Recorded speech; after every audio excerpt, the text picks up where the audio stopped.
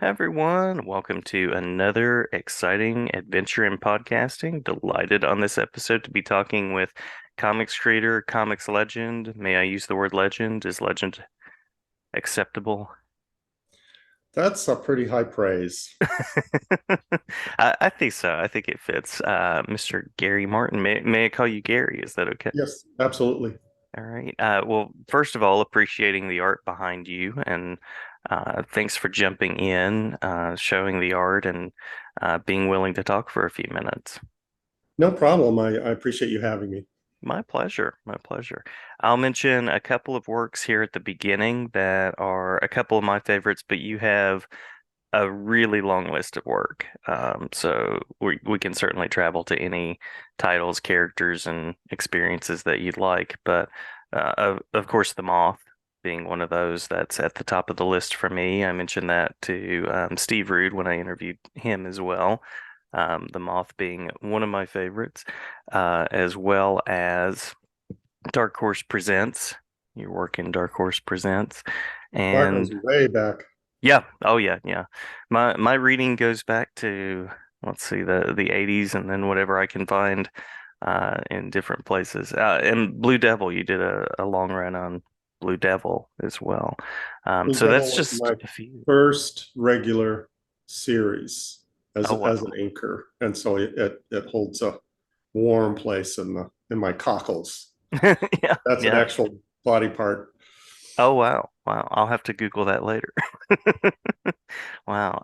Yeah, so lots of wonderful work along the way. And I'm curious about, by means of a first question, how you connected with comics and storytelling. I thought about that a lot. No one's asked me that question the way you put it. Um, I started following Prince Valiant, Hal Foster's Prince Valiant, in my Mm, Sunday newspaper that my dad got. So I read that as a kid, and Hal Foster's one of the greats, and I just fell in love with his work and that form of illustration um, really spoke to me. And I don't know why. I mean, why do we respond to any kind of art? It doesn't have to mhm, be comic art. It could be music. It could be, it doesn't really matter the form, but it's just something that really spoke to me. And I ended up appreciating the black and white artwork more than the color. And mm, so I became a fan of black and white illustration, pen and ink, and other types of illustration. So not too long after my experience with Prince Valiant, I found a reprint book at an old bookstore that reprinted some of the Hal Foster's work in black and white, and they also had comics. And that's when I discovered Jack Kirby mm, mhm. and the world of superheroes. And back then, when I was buying comics off the rack at my local 7-Eleven, I was buying Kirby, I was buying Jim Steranko, I was buying Mm, John Romita, John Buscema, the greats, and mm. that's what I grew up on in terms of comic art. Yeah. And then I started drawing comics just for myself as a hobby. And then as I got into high school and thinking about college, I wanted to take art classes and to pursue comics as a career. And back then, you didn't have the Kubert schools and specialty, comic art schools. You just kind of had to take art classes and then try to apply it, Mm, mhm. to this specialty of comic art. And all my instructors had no idea how to help me with that because it's such a specialized art form. And so I was basically self-taught and got into comics in the mid 80s, working for DC. Mhm. And you mentioned earlier Blue Devil. That was my first inking, full inking job at DC. And then I just kind of bounced around from there. Mhm, mhm. Including work on the Century and lots of other characters and titles as well. Right. Yeah. a lot of different titles. Worked for a lot of different companies, mostly as an inker. Hmm. Later on in my career, I got into more illustrating my own work. Um, Comics, the way it's set up, you have to be pretty talented to be able to pencil and ink on the Hmm. schedule that they give you, monthly schedule. Hmm. The type of work that was magical to me was like the Bernie Wrightson Frankenstein Oh yeah. and his Swamp Thing, and as an example, his Swamp Thing was a bi-monthly book, and so he was able to pencil and ink it that way. If it had not been bi-monthly, he couldn't have done it. Yeah. Yeah. And I'm that slow, and so when I illustrate my own work, it has to be in a situation like a crowdfunding or a more of an open type of deadline situation for me to be able to complete the work, because I tend to do more time requiring techniques, cross hatching and old illustration techniques, and that takes much longer than just the regular comic book type inking. Yeah. Yeah. Well, you mentioned black and white art, and um, you you pick up every detail, every line in black and white. I feel like more so than color sometimes. So there's definitely that attention to detail that comes through.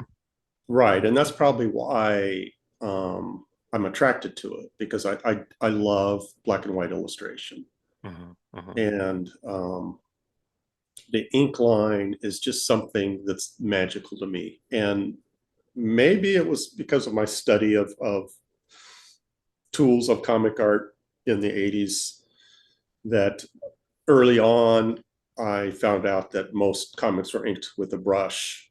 Hmm. Hmm. Back then, not that many inkers or artists that ink their own work used pens. Most of them use brushes. And that's what I learned to use. And that's what I've stuck with even now.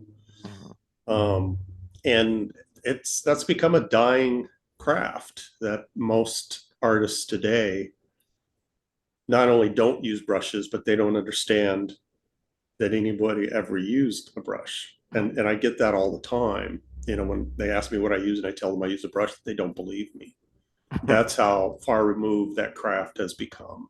Wow. Yeah. And the recreation behind me is a commission of Wrightson's Frankenstein wraparound cover that was mostly inked with the brush.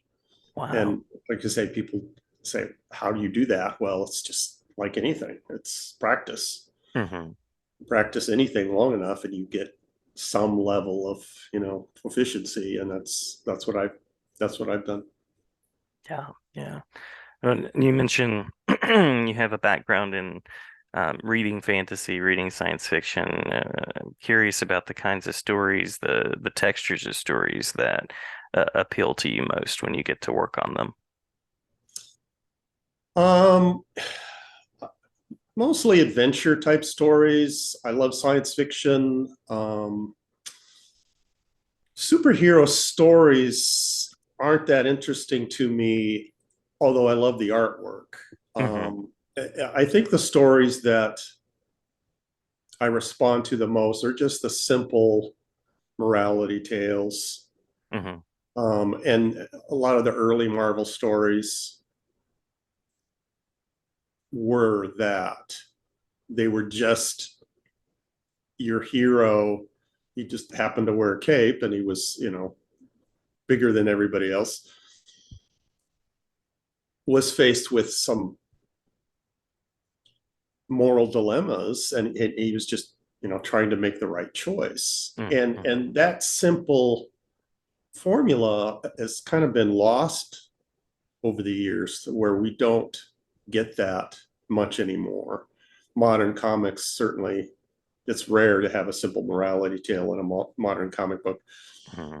And even, films and TV, you don't get that. Um, an example: Yellowstone with Kevin Costner. That's Hmm. very popular. So I started watching it and I got through the second season, and I like to give, things a chance. Hmm. And I just I just got bored after two seasons, and I don't understand why that is so popular, because there wasn't a single character in that series that I liked. Yeah. Not only was every character flawed, some of them were just, most of the main characters were just downright evil. Hmm. It Hmm. just happened to be the main characters were just less evil than the bad guys. And that's what people consume as entertainment nowadays. That we don't have a Captain America type character Hmm. who, a Clark Kent type character who their goal is to have, scruples and morals, and make the decisions based on those codes. The codes today are, well, I can justify murdering this guy because he's interfering, with my long-term plans on whatever. And those plans are, you know, have good intentions, and it's like, oh, that guy's a hero. Right. Right. He's not as bad as the guys that, kill because they want to line their pockets or whatever. I'm digressing, but just the simple, going back to your original question, simple morality tales is what, I responded to. And working with Steve Rude, you mentioned the Moth. That's Hmm. something that we discussed from the beginning. Is that was our goal with the Moth, is to go back to that old fashioned storytelling, and try to come up with stories that resonate with fans that also love the type of comics and stories that they fell in love with, Hmm. for that reason, and not to, try to compete with, uh, modern material, and have a character that is, he has some abilities, but he's also trying to make his way in the world, and his responsibilities and other things, and forcing him to try to make moral decisions. And I try to put him in those situations where he has to choose. Hmm. and Hmm. and we do the same thing as human beings, and hopefully we make the right choices, but sometimes we don't. And what are the consequences when we don't? and Yeah. and what are the lessons that we learn when we make the wrong decisions? And that's basically what the Moth is. Hmm. Yeah. Yeah. And I love the visual aesthetic and the way all of that comes together in the storytelling as well. I'm also a fan of a character to root for that represents Exactly. some good. And that's, yeah, a character to root for. And illustrated by Steve Rude. I mean, you Mm, can't go wrong with with Steve Rude. yeah, yeah.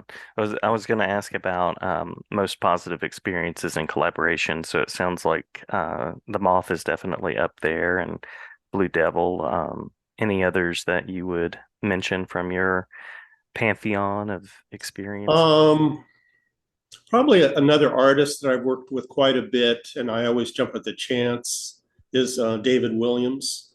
Mm, He mhm, just he mhm, just finished Bass Reeves. It's a telling of a excuse me, real life Texas Ranger that, the Lone Ranger was based on. mm, mhm, And very compelling story. Some of David's best work, and we've done a bunch of projects over the years. Probably one of my favorites is, a Hulk Power Pack team up book that, Marvel did as a miniseries. mhm, We did that probably around 2000, mhm, mhm. in that neighborhood. And like I said, we worked on many projects together, Flash at DC, and did a lot of consumer product type things like illustrations, character designs, and model sheets for companies. And that's David's specialty. Nice. And we've worked, on projects recently, and he just keeps getting better and better. So every chance I get, if I get a chance to ink him, I will jump on it. He's one of the greats. Cool. Very cool. Yeah. Yeah. What are some of those ingredients for you of a positive collaboration?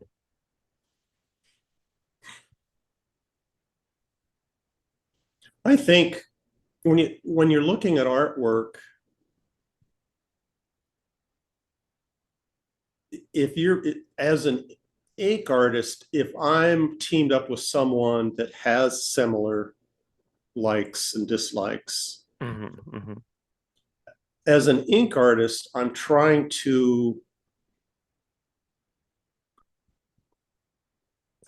capture what the pencil artist has done and hopefully raise it a level, Hmm. um, more than just making it reproducible from a pencil line to an ink line.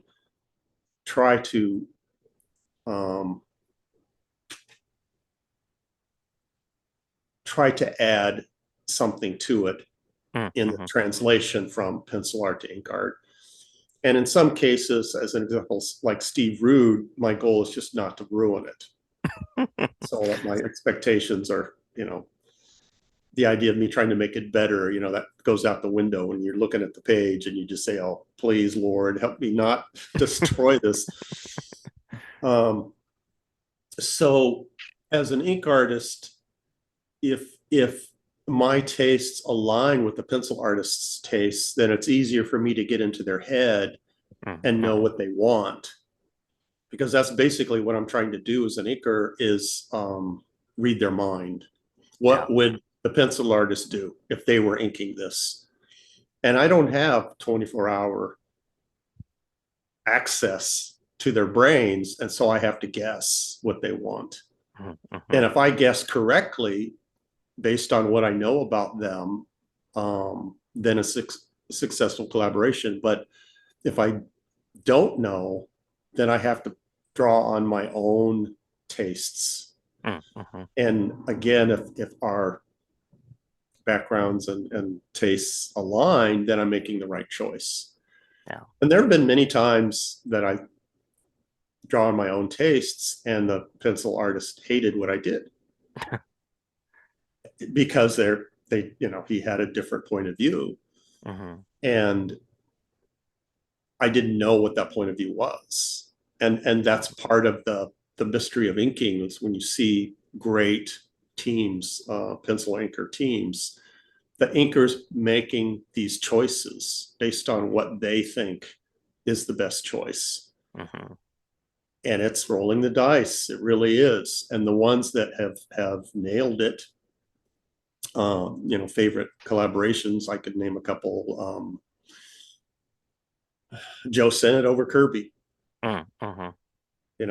Kirby's pencils are impressionistic, and you have, as an inker, you have to make choices, and the choices he made created magic, and in my opinion, Yeah. and that's my goal, and as an ink artist is for the penciler to be excited. And going back to Blue Devil, that's how I got the Blue Devil job, is that the penciler Paris Cullens was unhappy with the inker with issue number one. He Hmm. didn't like it. And so I did a sample, and we happened to have similar tastes, and he loved what I did. And that's how I got the job. Nice. And so I didn't have to think about what he wanted when I was inking it. I thought Yeah. about what I wanted. And because we were so similar, then that also worked for him. So that's the ideal situation for me, is where I could just think, well, what decisions can I make that I think will elevate this work? And if they love it, then it's like, okay, that's a perfect team for me. Hmm. Hmm. That way you don't have to second guess the creative vision. Exactly. And Yeah. that's the part that, keeps me awake at night, is trying to second guess the pencil artist. Yeah. Yeah. Well, I think I only have one more official question, and we can hit anything that we've missed, if there's anything. And that question is current projects. You mentioned you're working on commissions, so curious about that and places where people can connect if they want to get in touch with you and find out more. I'm on Facebook and Instagram. The project that I'm working on currently is an art book. Mm-hmm. It's being crowdfunded with Fund My Comic. It's called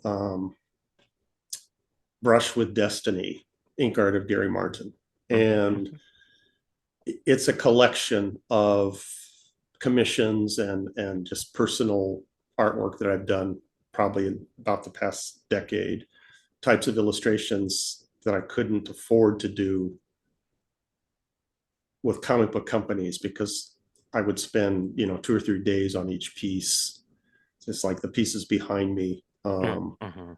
portraits of characters like Marilyn and one of my own characters. I'm using the advanced illustration techniques on these pieces, and so they take longer. And so I do a lot of these. I make them 11 by 17 prints to sell it at Comic Cons, Mm-hmm. and a lot of them are just private commissions that I've made prints out of. And these are the pieces I'm going to be putting in the book, and it will be all black and white. And so you can, we talked about that earlier. 8.5 by 11, so a little bit larger, and so you can see all the detail. And I have one more piece to do for the book. I'm working on a Jack Davis recreation. Oh, I love it. Yeah. Jack Davis is like one of my favorites. And I just finished the Frankenstein one behind me. That's why I Nice. still have the original. I haven't shipped it off to the client yet. And then once I finish those, I just have to assemble the book, and then it's off to the printer. So that crowdfunding campaign will be winding down in just a couple of weeks, and then I'll be off to my next project. So that's available on Fund My Comic. I will make sure to put the link in the video and audio. And then after that, I've had a lot of people requesting me to reprint my how-to book, The Art of Comic Book Inking. Mm-hmm. Mm-hmm. That's been out of print for quite a while, and it's hard to get. And if you can find a copy, they're very expensive. So I'm seriously thinking about putting together another volume of that. And the character to my right, Astro Gal, Mm-hmm. I want to do a graphic novel telling her story. And the art book, Fund My Comic campaign for that art book, Brush with Destiny, is a fundraising project to enable me to do the graphic novel. Oh, great, And great. it's my first fundraising project, so it's how I'm getting my feet wet in that world. And it's much easier to do a crowdfunding when the most of the work is already done. Mm-hmm. With Astrogal, the only thing I have finished so far is this pinup. Yeah. And I have another 60 or so pages to go. Mm-hmm. I have to eat in the meantime while I'm doing it. So that's the problem with crowdfunding is you have to produce work to show the backers what they're going to be getting. Mm-hmm. Mm-hmm. Um, so that's the reason for the art book, and so to enable me to write and illustrate my own graphic novel, and it's something that I couldn't do working for a company. Yeah. That this level of illustration, the time put into it. So crowdfunding has allowed me to do that, Nice, and nice. and on Facebook and Instagram is I think it's G Martin Inc. or no Martin Inc. Art Mm-hmm. Mm-hmm. is my Instagram, and I post pieces of art there and on my Facebook and information, links to the crowdfunding projects and other projects. I can talk about those things on. And so that's the direction that I'm going into is being able to illustrate and write my own stories and in a way that giving the reader the most that I can give them. Mm-hmm. and crowdfunding allows me to do that. Nice, nice. Well, excited to see the things that are on the horizon with Astro Girl and other projects that I'm sure will follow.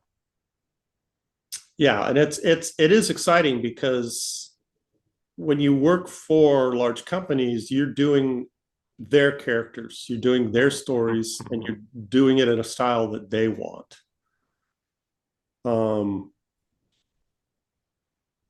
and that, I mean, sometimes that's a lot of fun, as a fan. Hmm. Hmm. First time I worked on Batman, that was a lot of fun. My first Batman job was inking Dave Gibbons Hmm. of Watchmen fame. This was before Watchmen, and Dave, he's an amazing artist. So that was a lot of fun for me. But it Yeah. was still I was still restricted on time and style and page rate and Hmm. all those things.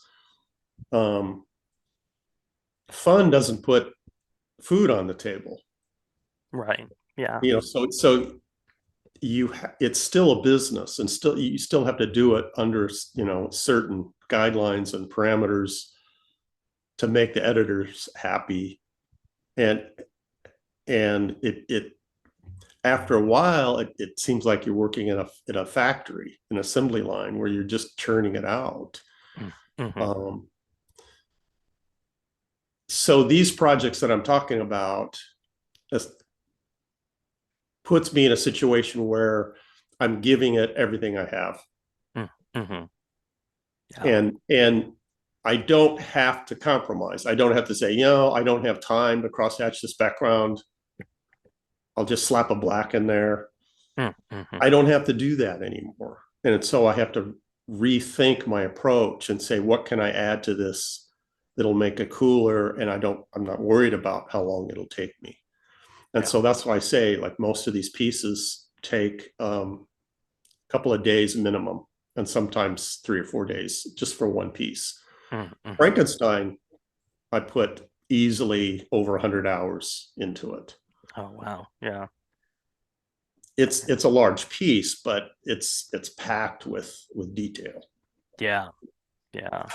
I don't know if you Lots can of, see it if I hold it up to the camera, but it's like crazy detailed. oh, yeah. Yeah. And I'm just trying to mimic what Wrightson did in his original piece. So this is the type of work that will be in the art book. Nice. Very nice. Yeah. And I can see it would take time to go through to add those layers in and every single detail and texture. Yeah. Exactly. And that's the type of thing. Well, not only could he didn't have time to do it working in regular comics, but it was going to be colored. Hmm. And whenever I tried something like that, the color would smother it. And so you couldn't see it anyway. Hmm. I got to the point to where I just, like, why crosshatch this? No one's going to see it. Yeah. Yeah. And that's the kind of compromise that, it drains the enthusiasm out of you as an illustrator. Hmm. That's just like, nah, why waste my time on trying to do something cool? And once you get into that mindset, you know, you get locked into that, being an assembly line worker rather than an artist illustrator. Hmm. Hmm. And with a monthly book, I mean, I imagine that that would happen really quickly to getting into that framework just to keep pace. Exactly. And that's what it becomes, is how many pages can I do a day Hmm. with this page rate? And different companies have different page rates, and page rates have diminished over the years. They have not increased, Hmm. which is unusual for any industry. Yeah. Yeah. That my page rate, if I ink something for Marvel or DC today, I would be getting paid probably 40% less than my page rate 20 years ago. Wow. Wow. That's what's happened the industry, because there's just so many more artists trying to get into comics that'll work dirt cheap because that's their dream. Hmm. Hmm. Um, and that was my dream. I didn't really care what my page rate was when I first got into comics. Um, my page rate, my inking page rate at DC when I was inking Blue Devil was $35 a page. Hmm. So that was like mid 80s. And I was slow. And so I could ink a Paris Cullen's Blue Devil page in 2 days. So you do the math, $35 a page. Yeah. That's not very much, but I loved it and it was my dream. So you make a lot of unrealistic compromises when you're chasing your dream. Yeah. And the comic book companies take advantage of that. Yeah. And that's how they're able to get away with not paying a living wage. Yeah. Well, glad you're exploring your own directions and creativity and finding ways to share the work that you want to. And that, yeah, that's the key is how do you get fans, readers, backers, whatever you want to call them, to pay you money to do the kind of art that you want to do. Yeah. Yeah. And the top illustrators, they've been in that situation, but most artists don't get to work in those conditions. Yeah. So you're talking about getting to share the creative vision that you want to share. And to be able to do it in an illustrative technique. Hmm. It's I wouldn't really call it comic art. It's more illustration art. Hmm. Hmm. Um, and when I say illustration, when I think of, I mentioned Hal Foster, I don't think of him as a cartoonist or a comic artist.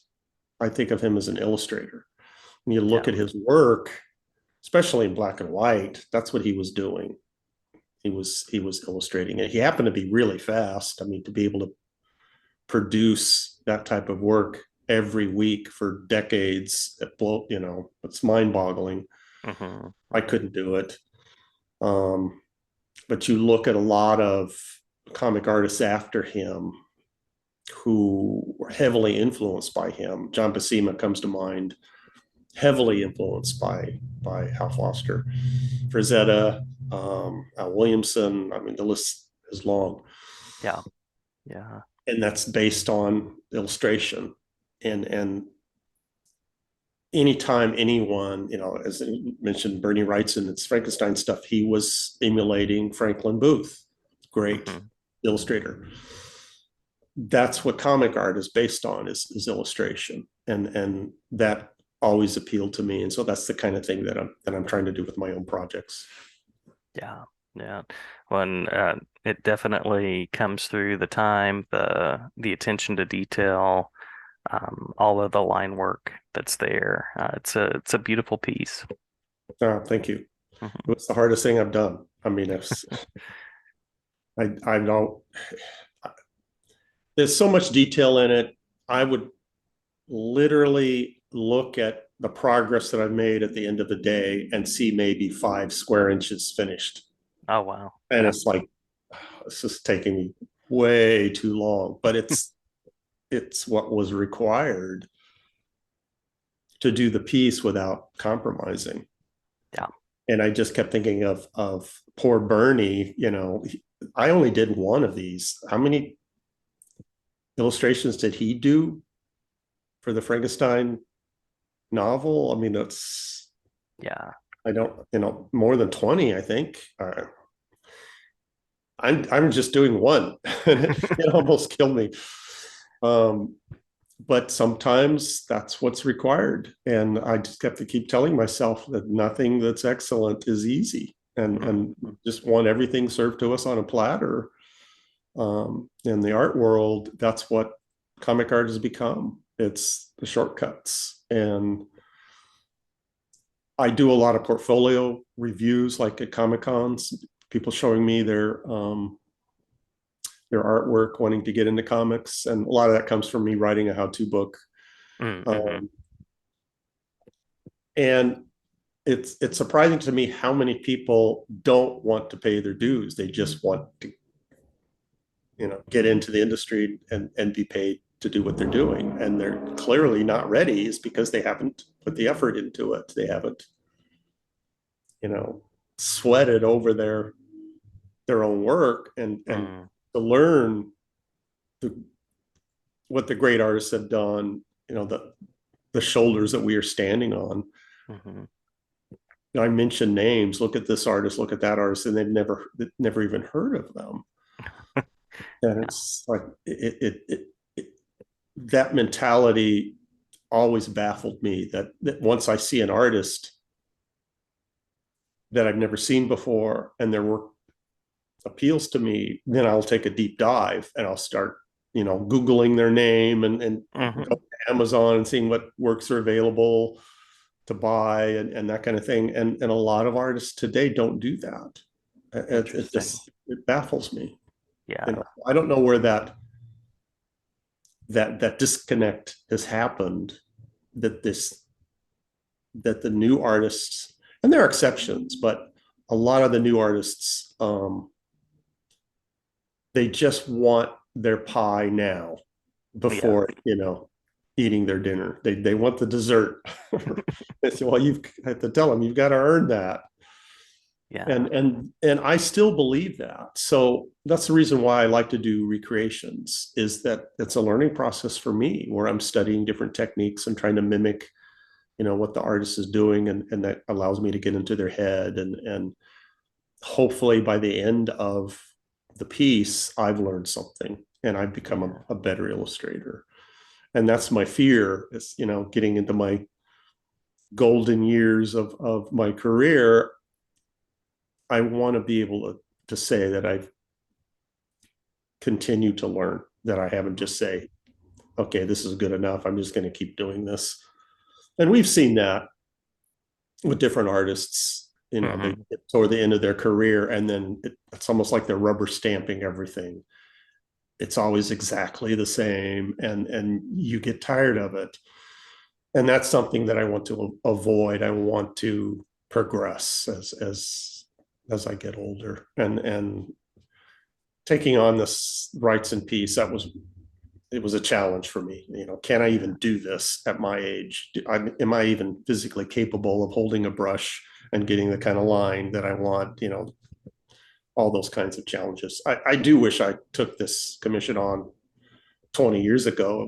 It would have been easier, but I still learned so much by doing it. And I have another one, that another client wants me to do, another Frankenstein, a different piece than this. And Oh, so nice. that one hopefully will be easier than this one.